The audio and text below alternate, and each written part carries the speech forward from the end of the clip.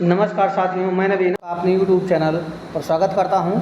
साथियों, जैसा कि आप 69,000 शिक्षक भर्ती से परिचित होंगे, जिसमें आए दिन नित्य नए विवाद उत्पन्न होते जा रहे हैं और इसमें विवादों का अंत होने का नाम ही नहीं ले रहा है। अभी जैसा कि सब परिचित हैं कि 69,000 शिक्षक भर्ती का प्रकरण माननीय सुप्रीम कोर्ट में पहुँच चुका है, जिसकी सुनवाई विगत 13 सितंबर 2024 को संपन्न हो चुकी है और आगामी सुनवाई 23 सितंबर 2024 को लगी हुई है।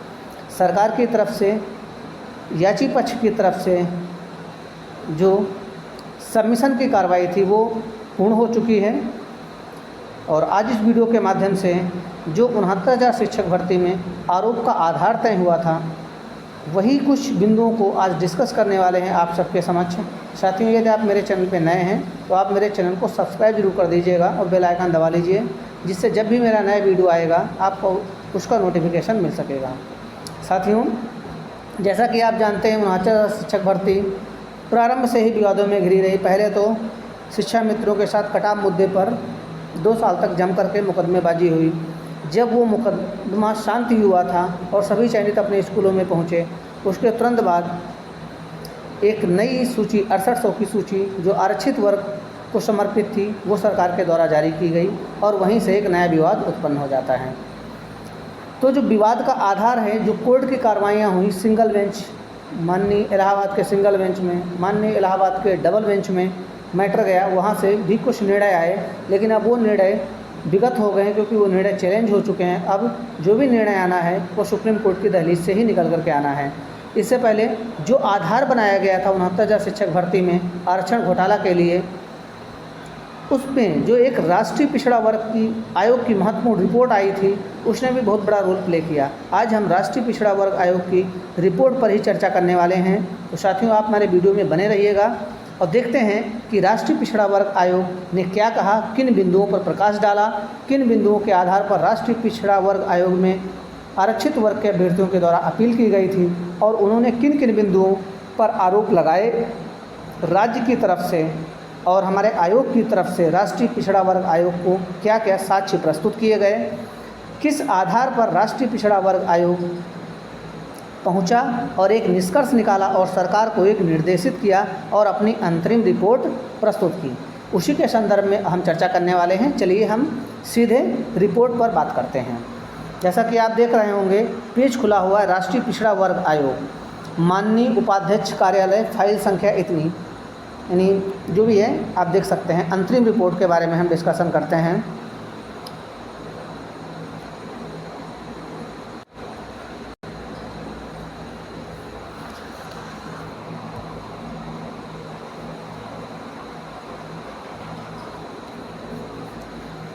आप देख सकते हैं अब शिकायतों का संक्षिप्त विवरण, यानी राष्ट्रीय पिछड़ा वर्ग आयोग में आरक्षित वर्ग के अभ्यर्थियों के द्वारा क्या क्या शिकायतें की गई थी, उसका जो संक्षिप्त विवरण है। इसमें लिखा हुआ है, उक्त प्रकरण में शिकायतकर्ता द्वारा अवगत कराया गया कि शासनादेश संख्या इतने 2018 अनुभाग 4 यानी 1 दिसंबर 2018 को निर्गत निर्देश के अनुपालन में सहायक अध्यापक पर भर्ती परीक्षा 2019 उत्तर प्रदेश बेसिक शिक्षा परिषद द्वारा संचालित परिषदीय विद्यालयों में सहायक अध्यापकों के कुल पद 69,000 पदों के लिए भर्ती आयोजित की गई।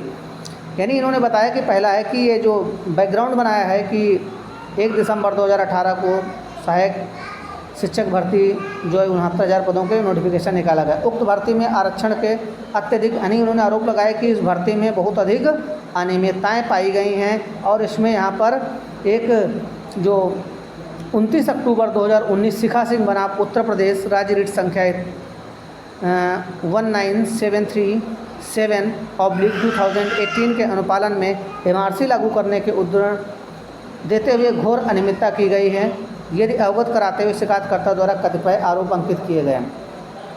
अब देखिए, शिकायतकर्ता ने लिखित साक्ष्य क्या दिए हैं उसके संदर्भ में बताते हैं। शिकायतकर्ता ने उत्तर प्रदेश राज्य में 69,000 शिक्षकों के चयन में आरक्षित श्रेणी के उम्मीदवारों के अधिकारों के उल्लंघन का आरोप लगाते हुए वर्तमान शिकायत दायर की है। उत्तर प्रदेश राज्य ने 1 दिसंबर 2018 को जारी 69,000 सहायक अध्यापकों की नियुक्ति की अधिसूचना के लिए विज्ञापन प्रकाशित किए।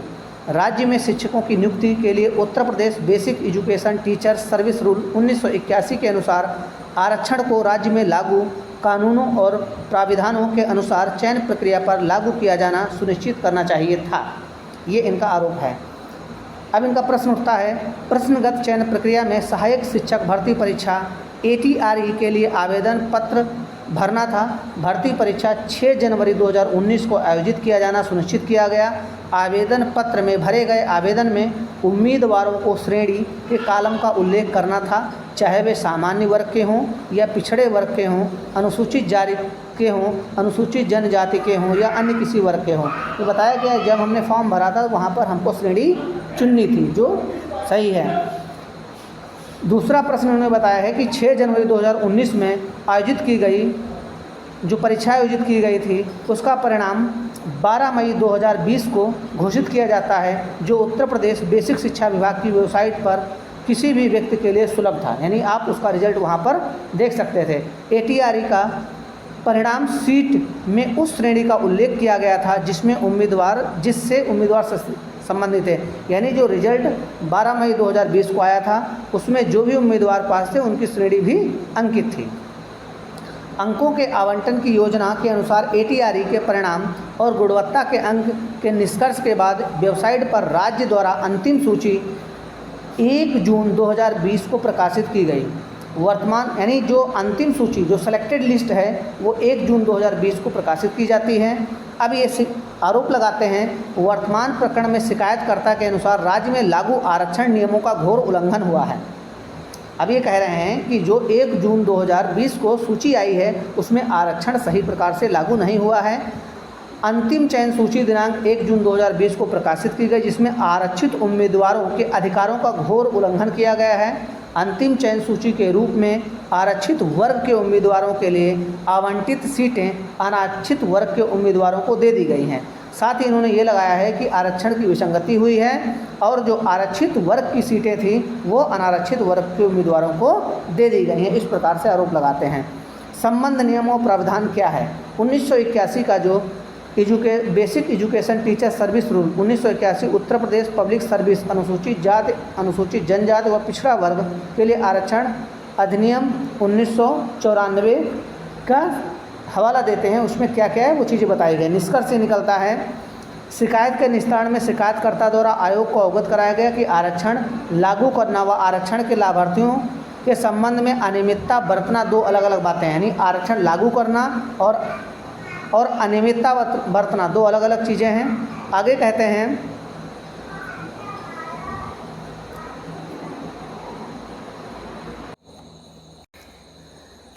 आगे कहा जाता है कि जबकि माननीय न्यायालय में लंबित याचिकाएं आरक्षण से संबंधित कानूनों पर विचाराधीन हैं, यानी ये उस समय जो बताया था, इसी के दौरान स्पष्ट हो गया था कि परोक्ष यानी ये अपने आरोप जो यहाँ पर गढ़ रहे हैं। फिर दूसरा कहते हैं, दूसरा आरोप लगाते हैं उपरोक्त प्रकरण में शिकायत करता है, ये कह रहा है पिछड़ा वर्ग आयोग जो शिकायत करता है पिछड़े वर्ग समुदाय के कहीं बड़ी संख्या में है, सामाजिक रूप से साधन संपन्न नहीं है, साधनहीन है, संबंधित समक्ष न्यायालय जाने संसाधनों के अभाव में सक्षम नहीं है। यानी ये बता रहे हैं कि हम साधन संपन्न नहीं हैं, साधनहीन हैं, हमारे पास इतने संसाधन नहीं है कि हम न्यायालय में जा सकें। ये सब चीज़ें इसमें लिखते हैं। दूसरा कहते हैं शिकायतकर्ता की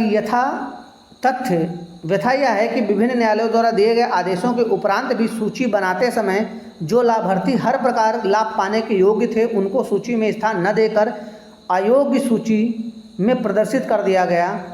अतएव शिकायतकर्ता के द्वारा पूर्ण रूप से नए बिंदु के ऊपर आयोग के समक्ष आवेदन किया है। साथ ही ये बताते हैं कि हम लोग जो योग्य थे हमको ये लाभ मिलना चाहिए था, परंतु सरकार ने सूची बनाते समय हमको लाभ न दे करके हमें अयोग्य सूची यानी जो अनसेलेक्टेड लिस्ट थे उसमें हमको डाल दिया है, ऐसा ये लोग कहते हैं। बिंदु नंबर 4 में बताया गया है आरक्षण का नियम निर्धारित करता है कि अब ये जो तर्क दे रहे हैं, आरक्षण का नियम ये कहता है कि आरक्षित वर्ग के व्यक्ति को योग्यता के आधार पर खुली प्रतियोगिता में सामान्य अभ्यर्थियों के साथ चुना जाता है, जो इनका तर्क है। तो उस स्थिति में उसे आरक्षित रिक्तियों की ओर समायोजित नहीं किया जाएगा। ये कह रहे हैं अगर वो खुली प्रतियोगिता में पार्टिसिपेट करते हैं तो उनको जो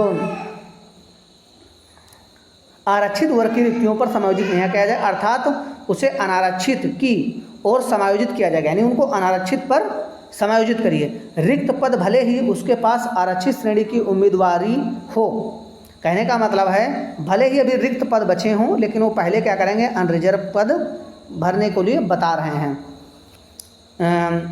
यदि आरक्षित, दूसरा तर्क दे रहे हैं, इसलिए इस सिद्धांत के अनुसार यदि आरक्षित श्रेणी का कोई उम्मीदवार अनारक्षित श्रेणी के उम्मीदवार के लिए कट ऑफ अंक प्राप्त करता है तो उसकी उम्मीदवारी को अनारक्षित श्रेणी में माना जाएगा, जो सही भी है। यदि वो अनारक्षित श्रेणी का कट ऑफ क्वालिफाई करता है तो अनारक्षित श्रेणी में आ जाएगा, और परिणामी रिक्ति के परिणाम स्वरूप आरक्षित वर्ग में परिणामी रिक्त का उपयोग अन्य आरक्षित श्रेणी के उम्मीदवार द्वारा किया जाएगा, ये भी सही है।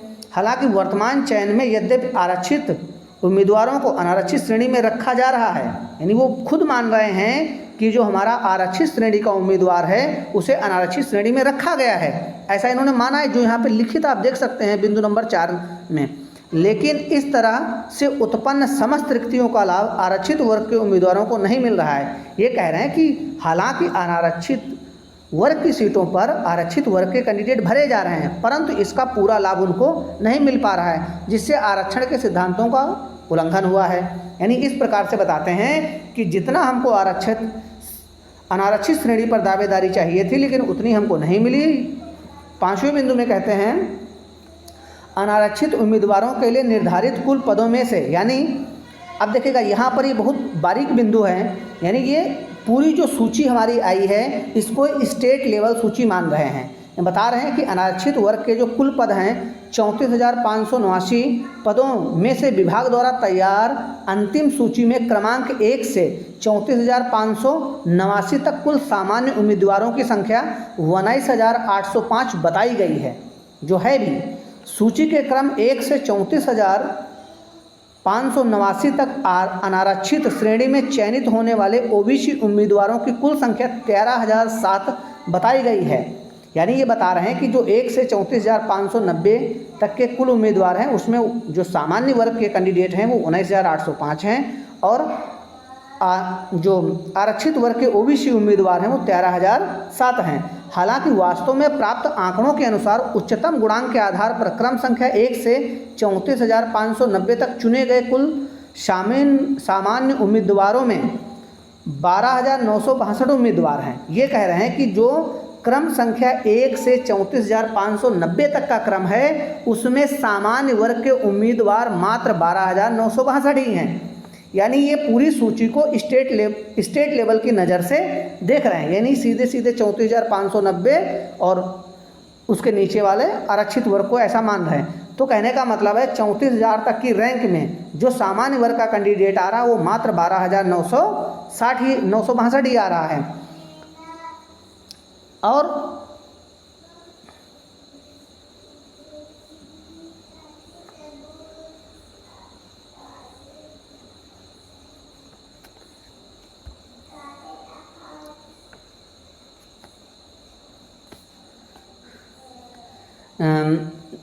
ये कुल सामान्य उम्मीदवार 12,962 उम्मीदवार हैं। ओबीसी की कुल संख्या, अब बता रहे हैं कि ओबीसी की जो कुल संख्या है, जो ओबीसी की कुल संख्या जिन्होंने अनारक्षित श्रेणी मेरिट सूची में दिखाया गया, यानी वो अनारक्षित श्रेणी में आए हैं, वो 18,851 उम्मीदवार हैं। यानी 18,851 उम्मीदवार, इसलिए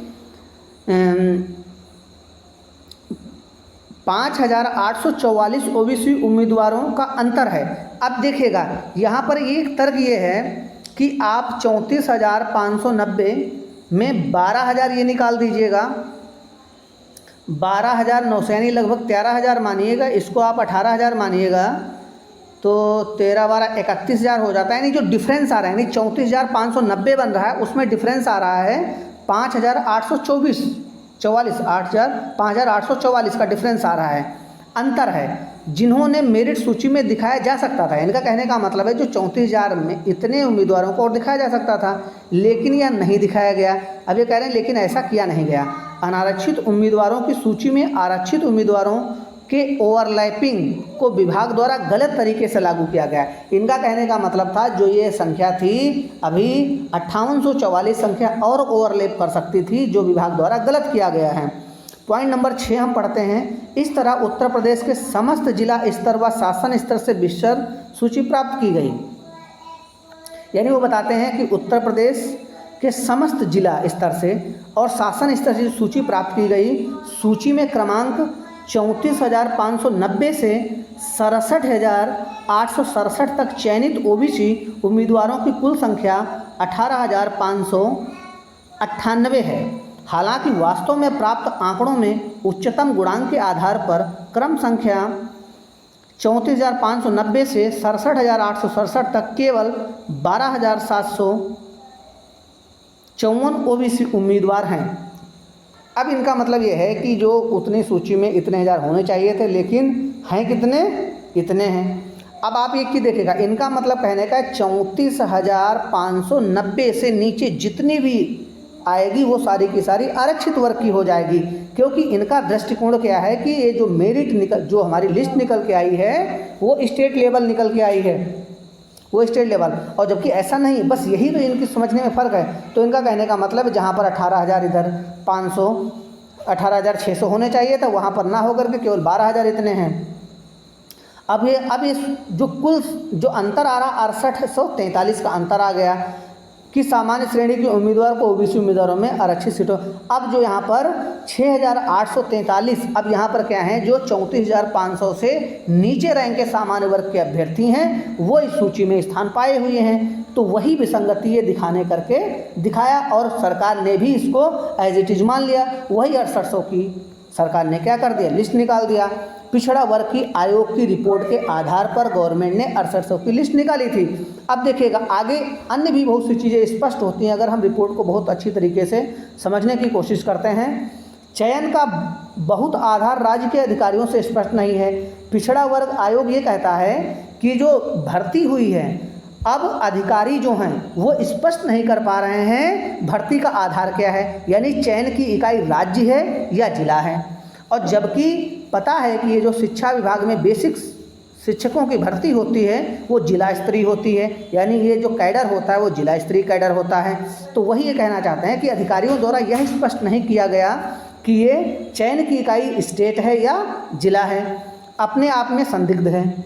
बेसिक शिक्षा विभाग के उच्च अधिकारियों ने मैं शपथ आयोग के समक्ष बयान दिया है कि चयन की इकाई जिला है। बताया कि बेसिक शिक्षा विभाग के जो अधिकारी हैं उन्होंने शपथ दिया है कि इसमें जो चयन की इकाई क्या है, जिला है। हालांकि राज्य के समस्त शैक्षिक शिक्षा अधिकारियों ने आयोग के समक्ष मैं शपथ बयान दिया है कि चयन की इकाई राज्य है। अब देखिएगा अंतर यही होता है, जब जिला स्तर से सूचना मांगी गई तो जिला स्तर के जितने भी अधिकारी हैं उन्होंने भर्ती प्रक्रिया का आधार जिला स्तरीय बताया, लेकिन जो राज्य स्तर के बेसिक शिक्षा विभाग के अधिकारी हैं उन्होंने इसको क्या बता दिया, राज्य स्तरीय बता दिया। वही आगे कहना, पॉइंट नंबर 7 जो है बहुत बारीकी से पढ़ने वाला, ये जो पॉइंट इतना है ये देखिएगा। बेसिक शिक्षा विभाग के जो उच्च अधिकारी हैं वो बताते हैं कि चयन का इकाई जिला है, लेकिन जो राज्य स्तर के अधिकारी हैं वो बता रहे हैं कि इसका जो राज्य है। अब यहाँ पर देखिएगा विरोधाभास हो जाता है, जो जिला स्तर के अधिकारी इसको प्रक्रिया को जिला स्तरीय बताते हैं और जो राज्य स्तर के हैं वो इसको राज्य स्तरीय बता दिए, बस यहीं पर। अब यहाँ पर आगे लिखा उल्लेखनीय है कि यदि चयन की इकाई राज्य है तो चयन अलग आधार पर होगा, स्वाभाविक है। अगर चयन का आधार राज्य स्तरीय है तो आरक्षण भी राज्य स्तरीय लगेगा। और फिर पिछड़ा वर्ग आयोग लिखता है यदि चयन की इकाई जिला है तो चयन का आधार अलग हो जाता है। अब देखिएगा यहीं पर कन्फ्यूजन हो गया कि अगर चयन का आधार क्या है, चयन का आधार, अब देखिए संवैधानिक रूप से पिछड़ा वर्ग आयोग ने बहुत बारीकी से इसको अवलोकन किया है। ये चयन अलग आधार पर होगा, वर्तमान संदर्भ में यह उल्लेख करना प्रासंगिक होगा। पिछड़ा वर्ग आयोग लिख रहा है कि वर्तमान में जो भी राज्य स्तर के नियम कानून हैं उसमें जो ये चयन की इकाई क्या है, जिला है। इसने साफ साफ लिखा है कि इस पर फोकस करना चाहिए। हियरिंग के दौरान सुप्रीम कोर्ट में इस बात को कहना चाहिए। जो पिछड़ा वर्ग आयोग भी अपने नियम कानून के तर्क संगत इसका जो भर्ती प्रक्रिया का जो है वो उसका आधार जिला स्तरीय ही मानता है, परंतु वो बताता 75 जिलों के प्रत्येक जिले से उन रिक्तियों की संख्या, सूचना जब मांगी गई, उम्मीदवारों की सूची मांगी गई तो अलग अलग जिलेवार ने अलग अलग अपनी सूची बताई और जो वहाँ पर आरक्षण की जो मतलब तरीका था वो सारा का सारा सूचना इनके पास आता है। तो अब यही राज्य पिछड़ा वर्ग आयोग बस यही कह रहा है कि चयन का आधार क्या है, जिला स्तरीय है या राज्य स्तरीय है। अब हमारे जो जिला लेवल के अधिकारी हैं उसको उन्होंने शपथ दिया है कि यह प्रक्रिया जिला स्तरीय है, परंतु जो राज्य स्तर के अधिकारी उन्होंने बता दिया राज्य स्तरीय है। तो वही बताते हैं कि 75 जिलों की रिक्तियों की संख्या सूचना मांगी गई, उम्मीदवारों की सूची मानी गई, राज्य द्वारा प्रस्तुत जिलावार सूची का उद्धरण यह दर्शाता है कि अनारक्षित उम्मीदवारों को आरक्षित। अब देखिएगा, जब इसको राज्य स्तरीय देखोगे तो वो स्पष्ट दिख जाएगा कि अनारक्षित वर्ग के जो कैंडिडेट हैं वो आरक्षित वर्ग की सीटों पर चयनित हो गए, लेकिन जब इसको आप जिला स्तरीय देखोगे तो आपको आरक्षण विसंगति नहीं दिखेगी। वही पॉइंट नंबर 9 में पढ़ते हैं। अब यहाँ पर बताया है कि माननीय उच्च न्यायालय इलाहाबाद एंड लखनऊ की जो खंडपीठ है वहाँ पर हलफनामा दायर किया है गवर्नमेंट ने, राज्य ने। तो उसमें उसने स्वीकार किया है कि राज्य स्तर पर सूची तैयार करके चयन प्रक्रिया में आरक्षण लागू किया गया। अब देखिएगा, गवर्नमेंट ने यही गलती कर दी। ये पॉइंट बढ़िया पढ़ने वाला है। ये पॉइंट देखिएगा, राज्य ने माननीय उच्च न्यायालय इलाहाबाद में माना है कि जो हमने आरक्षण लगाया है वो कहाँ लगाया है, राज्य स्तरीय लगाया है। राज्य, ये देखिएगा, राज्य स्तर पर सूची तैयार करके चयन प्रक्रिया में आरक्षण लागू किया गया, राज्य स्तर पर सूची तैयार किया है। उसके बाद संबंधित श्रेणी में जिले के रिक्त पदों के आधार पर चयनित उम्मीदवारों को जिले आवंटित किया गया है। फिर कहा है कि हमने आरक्षण लगा दिया राज्य स्तरीय, लेकिन चूंकि भर्ती की इकाई क्या थी, जिला स्तरीय थी, फिर उसको जिला स्तर के आधार पर जैसे जैसे रिक्त पद थे वैसे वहाँ पर उसको बांट दिया है। अब देखिए, बस यहीं पर विरोधाभास उत्पन्न हुआ है कि सूची राज्य स्तरीय है, हमारी प्रक्रिया राज्य स्तरीय। फिर आगे कहता है, माननीय उच्च न्यायालय के समक्ष राज्य का मामला है, राज्य स्तर की चयन सूची तैयार की गई है। वही चीज़ देखिएगा, ये सूची को बता रहा राज्य स्तरीय सूची तैयार की। ये हमारी जो अधिकारी हैं, हमारी राज्य सरकार ने ही इसको मान लिया वहाँ पर है। इसके बाद उम्मीदवारों को उनके अंकों और श्रेणी के अनुसार जिले आवंटित कर दिए गए। ये बताते हैं कि फिर उसके बाद जिला आवंटित। राज्य की यह प्रणाली Uttar Pradesh basic education teacher service rule 1981 के विरुद्ध है, यानी जबकि ये इसके विरुद्ध है। यानी आप जब जिला स्तरीय चयन प्रक्रिया है तो आप राज्य स्तरीय सूची क्यों बना रहे हो। नियम 14 के अनुसार है कि नियुक्ति प्राधिकरण अर्थात जिला स्तर का डिस्ट्रिक्ट बेसिक एजुकेशन ऑफिसर निर्धारित सीटों की संख्या निर्धारित करेगा। नियम यही है कि जो बेसिक शिक्षा अधिकारी हमारे जिला स्तर का वो उसका निर्धारण करेगा। यद्यपि हम राज्य की प्रणाली को सही मानते हैं। अब देखिएगा, यहीं पे पेंच फांस दिया इसने। अब पिछड़ा वर्ग कह रहा है कि प्रक्रिया राज्य स्तरीय जिला स्तरीय अधिकारियों ने स्पष्ट नहीं किया, राज्य ने स्पष्ट नहीं किया, तो कह रहा है कि हम भाई इस प्रक्रिया को राज्य स्तरीय मानेंगे। क्या कहा है कि हम इस प्रणाली को, यद्यपि हम राज्य की प्रणाली को सही मानते हैं तो भी राज्य स्तर की प्रस्तुत सूची के अनुसार आरक्षण, यानी कह रहा कि अगर हम, जैसा कि कह रहा कि राज्य स्तरीय, तो राज्य स्तरीय अगर हम देखते हैं तो सूची में विसंगति है, सीधी सी बात विसंगति है। आगे चलते हैं पॉइंट नंबर 10 पे। अब है लिखा, रिट याचिका के जवाब में माननीय उच्च न्यायालय के समक्ष दायर जवाबी हलफनामे के अनुसार राज्य ने उल्लेख किया है। क्या उल्लेख किया राज्य ने उल्लेख किया है कि राज्य में चयन प्रक्रिया में प्रत्येक श्रेणी के लिए कट ऑफ अंक निर्धारित किए गए थे। क्या कहता है कि प्रत्येक वर्ग के लिए कट ऑफ अंक निर्धारित किए गए थे। माननीय उच्च न्यायालय के समक्ष राज्य द्वारा दिए गए कथनों के अनुसार अनारक्षित श्रेणी के उम्मीदवारों के लिए कट ऑफ 67.11, जबकि पिछड़ा वर्ग के लिए 66.73, अनुसूचित के लिए इतना था।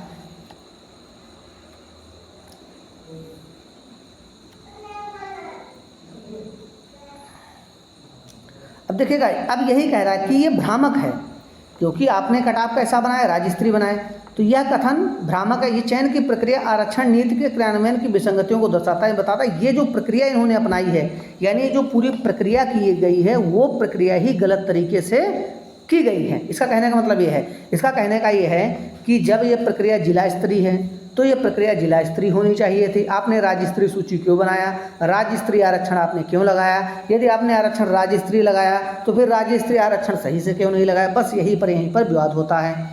तो वही चीज़ ये बताते हैं।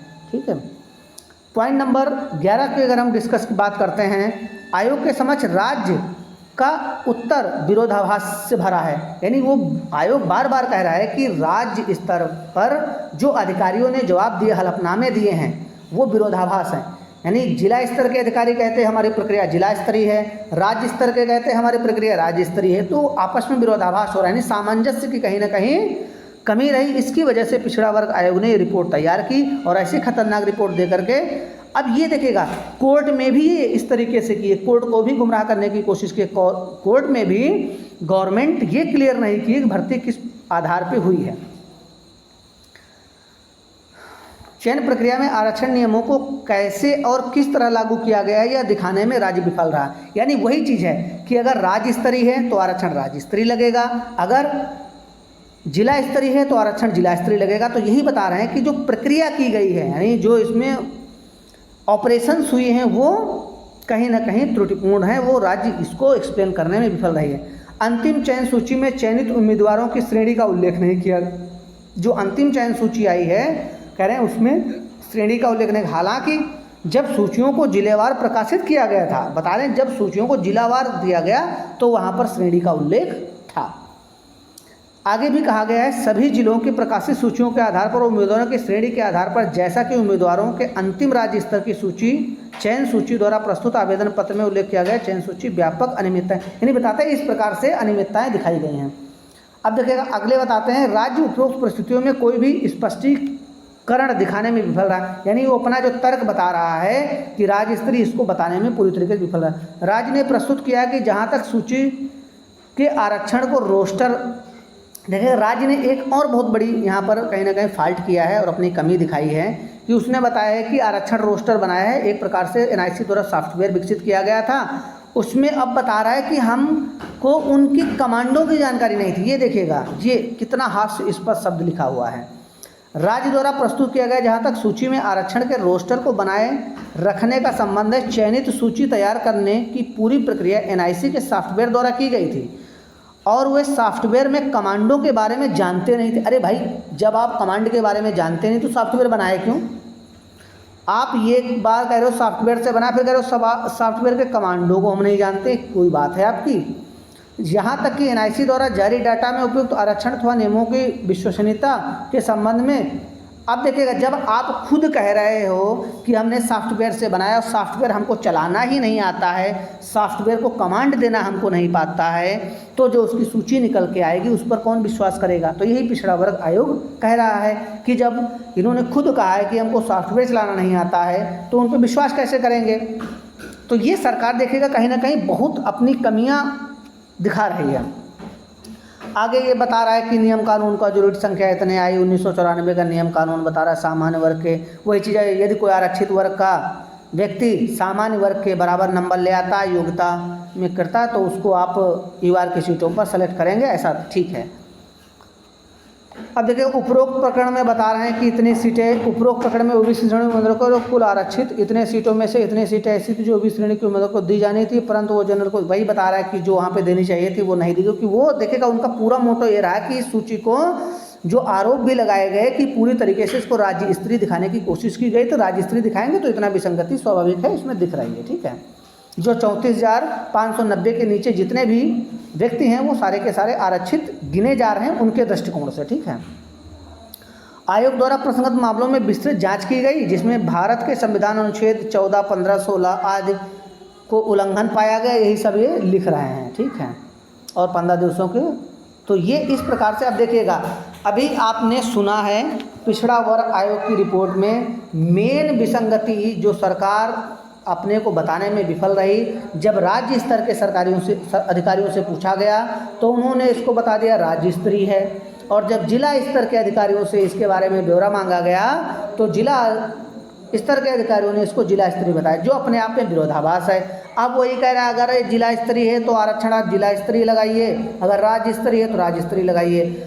अब देखिएगा ये तो चीज़ें थी पिछड़ा वर्ग आयोग की रिपोर्ट। अब पिछड़ा वर्ग आयोग रिपोर्ट जब देखेगा उसने एक यहाँ पर इसने पॉइंट कहा है, ये देखिएगा ये पॉइंट आप पढ़िएगा, इसमें कहा है संदर्भ का उल्लेख करना प्रासंगिक होगा, राज्य में लागू अधिनियम और नियमों के अनुसार चयन की इकाई जिला है। अब देखिएगा पिछड़ा वर्ग आयोग ये तो मानता है कि जो वर्तमान में जो भी नियम कानून है उस आधार पर जो शिक्षक भर्ती होती है वो जिला स्तरीय होती है, परंतु सरकार के जो विरोधाभास जवाब हैं उसकी वजह से वो कह रहे नहीं मैं तो इसको भैया राज्य स्तरीय ही मानूंगा। यहाँ पर वही लिखा है, ये देखेगा यहाँ पे लिखा है, ये देखेगा ये लाइन लिखी हुई है, यद्यपि हम राज्य की प्रणाली को सही मानते हैं। अब वो कह रहा है कि अब भाई चाहे जो, लेकिन अब जब सरकार करी तो हम इसको राज्य स्तरीय ही मानेंगे। तो इस बात पे कहीं ना कहीं सरकार जो है पिछड़ा वर्ग आयोग को सेटिस्फाइड कराने में असमर्थ रहा, और राज्य सरकार या जो भी अधिकारी हैं वो कोर्ट में भी अपनी बातों को सही से नहीं रख पाए और कोई स्पष्ट कारण नहीं बता पाए। सबसे बड़ी तो कमी ये कर दिया जब कहा कि एनआईसी ने हमारा सॉफ्टवेयर बनाया है और वहाँ पे आप मान रहे हो कि हमको कमांड नहीं मालूम है। ये देखिएगा, हमको कमांड चलाना नहीं, अरे भाई सॉफ्टवेयर बनाया तो सॉफ्टवेयर क्यों चलाना नहीं आता है, फिर सूची आपने उसे फिल्टर क्यों करवाई। तो ये थी कुछ सरकार की तरफ से जो हलफनामे दिए गए, लापरवाही की गई, सही जवाब नहीं दिया गया, जिसके वजह से राष्ट्रीय पिछड़ा वर्ग आयोग ने अपनी रिपोर्ट प्रस्तुत की और उन बिंदुओं को कवर किया जो जो सरकार ने कहा, जो जो आरोप लगे। तो कहीं ना कहीं इस वीडियो के माध्यम से इस रिपोर्ट को अगर आप पढ़ते हैं तो आप अवलोकन कर पाएंगे राष्ट्रीय पिछड़ा वर्ग आयोग की तो गलती कम है, यहाँ पर राज्य के अधिकारियों की, राज्य सरकार के जो भी नुमाइंदे वहाँ पे गए थे, मैटर को प्रस्तुत करने गए थे, गलती उनकी है।